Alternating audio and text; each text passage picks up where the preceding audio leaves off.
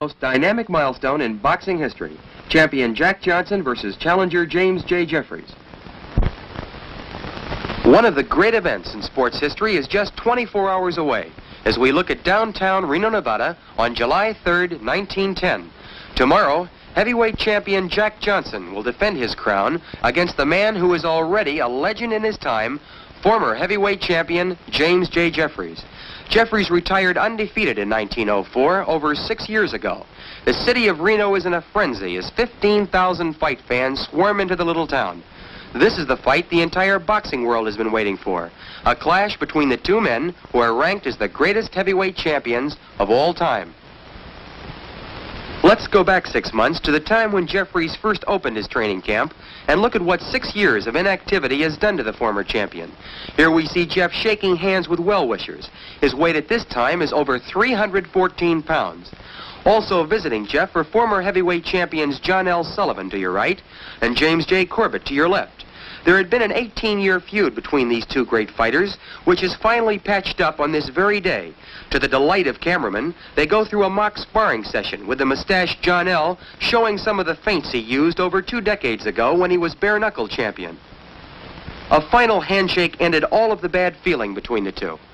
Let's go back in time 3 more years to 1907, when Jeffries, in vest and long shirt sleeves, was introduced at the Burn Squires Championship fight. Jeffries weighed 334 pounds. Now you can see the almost impossible job Jeff had getting back to his fighting weight of 220. We're seeing the stadium being built, which will feature the biggest sporting event of the century. This is the first time in pugilistic history that an arena has been built specifically for one special prize fight.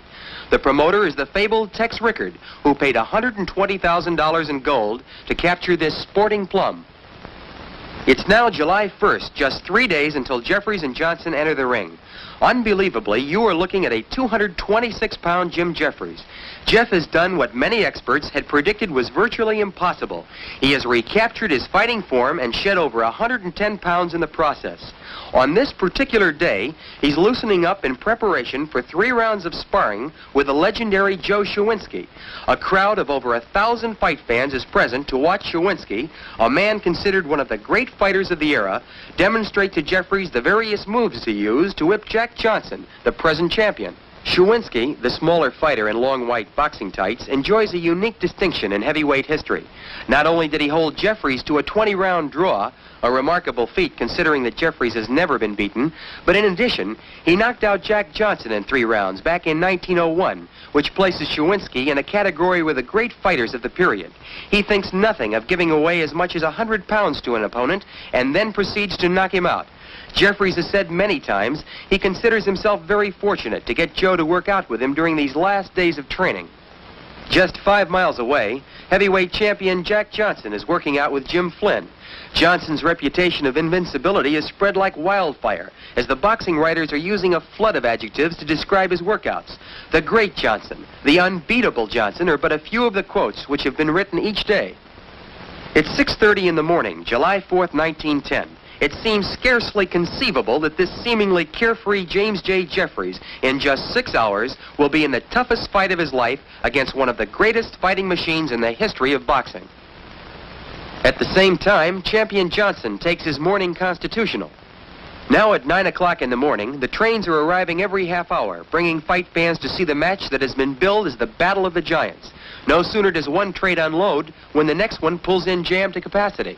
Outside the arena, 4 hours before fight time, $50 ringside seats are being scalped for $125 each. And in 1910, $125 represented the purchasing power of nearly $1,000 today. Inside the arena, the lucky fight fans with tickets wave to motion picture cameras 3 hours before fight time.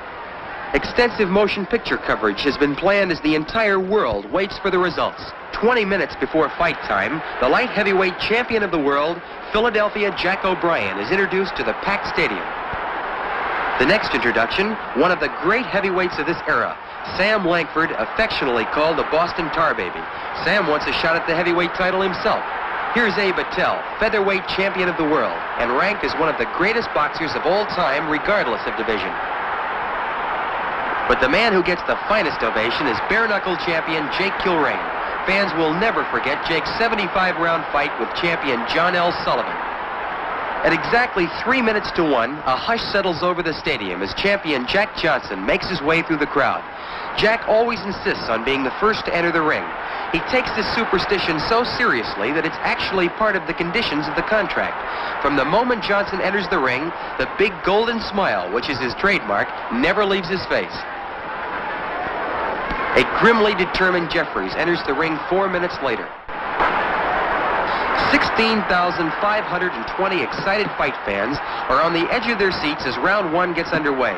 The fight is scheduled for 45 3-minute rounds, and the temperature is 110 degrees of suffocating heat. Champion Johnson is in brilliant physical condition, weighing 212 pounds. Jeffries, at 226 pounds, is fighting at the same weight at which he last defended the heavyweight championship in 1904 against Jack Monroe. It was a tremendous task for Jeff to get himself into the rock-hard conditioned fighter he is today.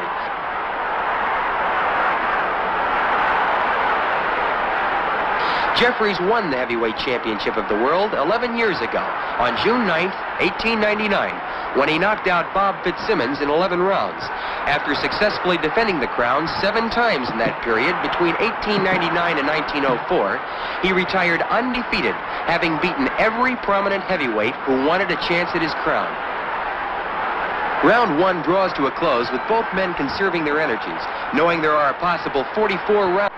As round 4 begins, neither fighter has gained a clear advantage.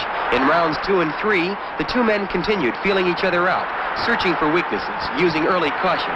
The third man in the ring is none other than promoter Tex Rickard. For weeks, Johnson and Jeffries haggled about who should referee the fight. Rickard attempted to solve the problem by asking the President of the United States, William Howard Taft, to be the referee.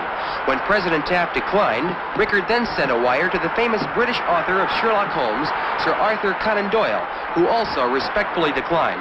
Finally, Rickard, who has never refereed a prize fight in his life, nominated himself as the third man in the ring.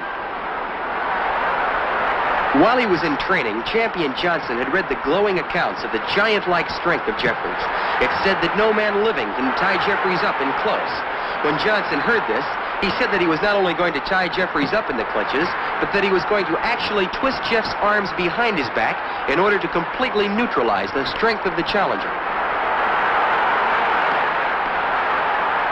Johnson lands a stinging overhand right, which is the best punch of the fight thus far, and round 4 comes to an end. We go into round 13 with the challenger Jeffries tiring badly. In rounds 5 through 12, Johnson has slowly but methodically worn Jeffries down with hard right uppercuts in the clinches and powerful lefts and rights to the body. The fight is definitely going the way Johnson has planned it. The champion is setting his own pace, letting the years of inactivity, the tremendous heat, and his own powerful punching slowly take their toll on the 37-year-old challenger. When Jeffries retired 6 years ago, Tommy Burns won general recognition as heavyweight champion by going around the world and defeating every heavyweight who laid claim to the crown. Burns lost his title December 26, 1908, just 2 years ago to Jack Johnson in Sydney, Australia, in a spectacular contest. Johnson returned to the United States and last year, in 1909, successfully defended his title against the middleweight champion of the world, Stanley Ketchel.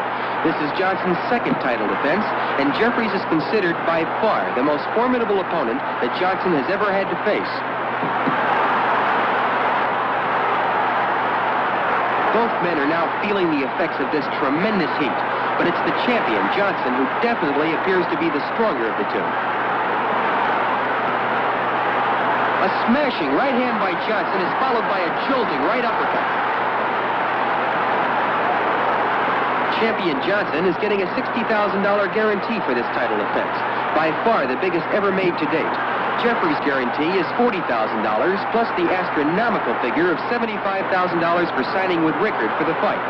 1,500 Never Say Die fans crashed over the fence when there simply were no more seats to be sold. In Rickard's financial breakdown of the fight, these same 1,500 crashers were listed as complimentaries. In the previous round, Johnson relentlessly pursued Jeffries all over the ring. Here in round 15, he rushes Jeff against the ropes and lands a hard right uppercut. He follows it up with 3 left hooks, and Jeffries goes down for the first time in his entire professional career. The crowd leaps to its feet at the shock of what's happened. Jeff rises and gets hit with a smashing left foot, which sends him out of the ring. Jeff's chief second, with the help of a fan, lifts him to his feet. Johnson rushes Jeffries across the ring, where he floors Jeff with a paralyzing right to the head. Rickard steps between the two fighters as Sam Berger, in dark vest and hat, rushes in and stops the fight to save Jeffries from further punishment. This startling conclusion puts an end to the most dramatic heavyweight championship fight in the last 75 years. James J. Jeffries suffers the first and only defeat of his entire professional career, while Jack Johnson successfully defends his World Heavyweight Championship.